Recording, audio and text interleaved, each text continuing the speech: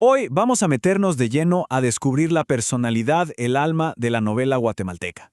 Vamos a trazar el mapa de su fascinante evolución para entender cómo forjó su propia y muy particular identidad.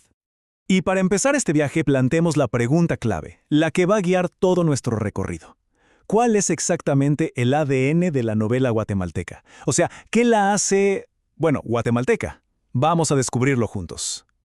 Para entenderlo bien, vamos a seguir una especie de hoja de ruta en 5 pasos.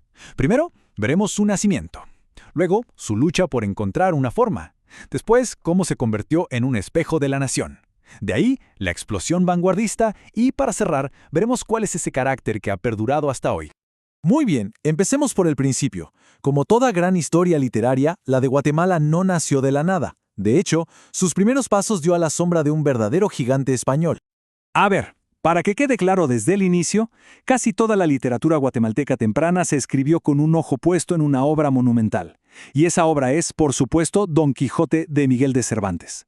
Fue, sin duda, la base sobre la que se construyó lo que vendría después. Y no es solo una idea al aire, ¿eh? El crítico Menton Seymour, al analizar al que es considerado el padre de la novela guatemalteca, José Milla, lo dijo clarito. Su conclusión era que el estilo de Cervantes estaba por todas partes, en las frases largas, en el uso de refranes y hasta en esa forma de hablarle directamente al lector. Pero ojo, aquí es donde se pone interesante, porque Milla no fue un simple imitador. Para nada. Agarró todo ese legado de Cervantes, los personajes pícaros, el humor, esa complicidad con quien lee, y lo transformó. Le metió su propio toque. Melodrama, mucho misterio y una trama por episodios pensada para crear suspenso, todo centrado en la historia y las costumbres locales. Bueno, después de esos primeros pasos, la novela guatemalteca entró en una fase, digamos que un poco torpe, como una adolescencia literaria. Había una lucha por definirse, por encontrar su propia forma. La pregunta en el aire era, ¿qué es una novela en realidad? ¿Cómo se supone que debe ser? Y en esa época, en el siglo XIX, el formato que mandaba era la novela por entregas. Imaginen algo como las series de televisión de hoy. Se publicaban en pedacitos, capítulo a capítulo, cada semana. Esto obligó a los escritores a volverse unos maestros del suspenso.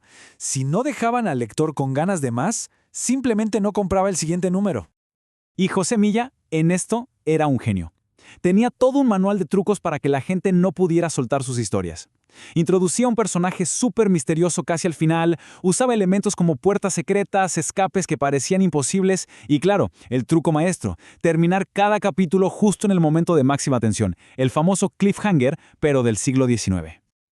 Ok, el suspenso y el melodrama estaban muy bien, pero la novela no se podía quedar ahí para siempre, tenía que madurar. Y llegó un momento clave, un verdadero punto de quiebre, en el que dejó de mirar tanto al pasado histórico para convertirse en un espejo de su propio presente, de la realidad social del país. Y esta evolución se ve clarísima si miramos las fechas.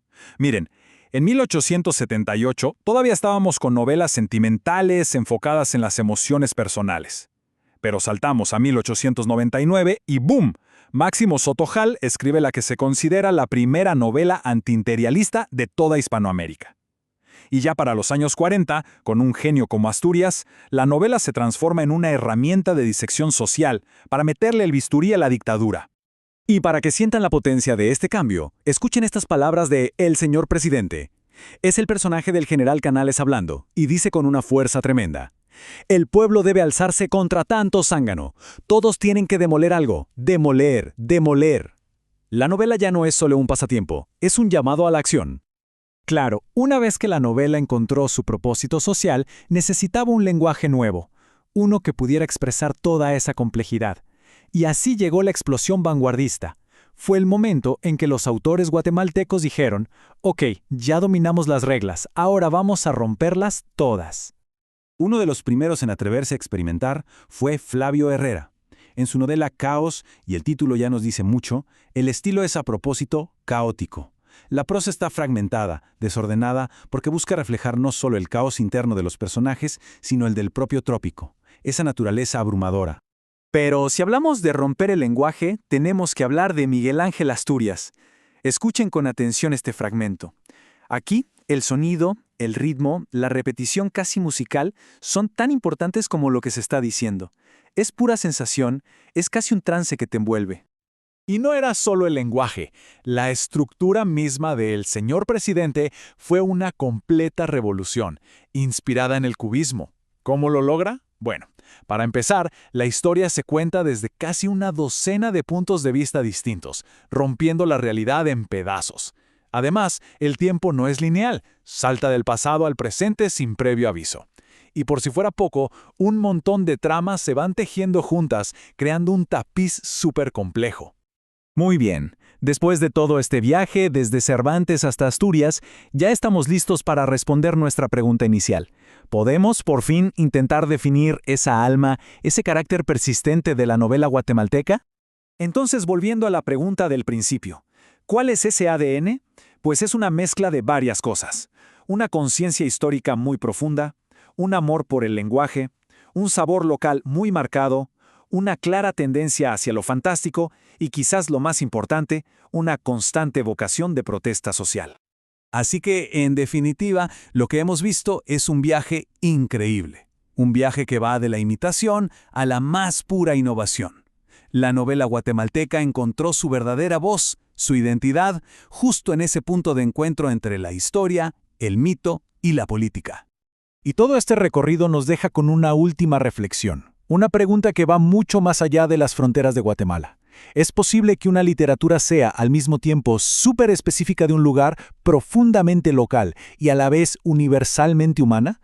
Bueno, la increíble historia de la novela guatemalteca parece decirnos que sí, y con una voz muy potente.